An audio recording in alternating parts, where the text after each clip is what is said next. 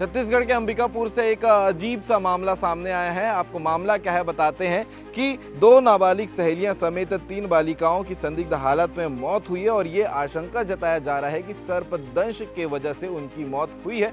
Detail जानकारी क्या है इसे आगे आप सुनते रहिएगा। पुलिस चौकी केदमा के ग्राम लालपुर में 2 नाबालिग सहेलियों व बगीचा थाना क्षेत्र के ग्राम गायबूड़ा में एक 6 वर्षीय बालिका की संदिग्ध हालत में मौत हो गई। बताया जा रहा है कि 2 सहेलियां मंगलवार की रात को खाना खाने के बाद खाट पर एक साथ सोई थी।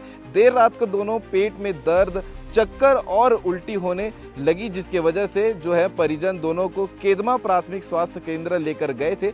यहां से दोनों को डॉक्टर ने उदयपुर अस्पताल रेफर कर दिया था। इसके बाद यहां एक किशोरी की मौत हो गई, यहां से मेडिकल कॉलेज अस्पताल रेफर की गई।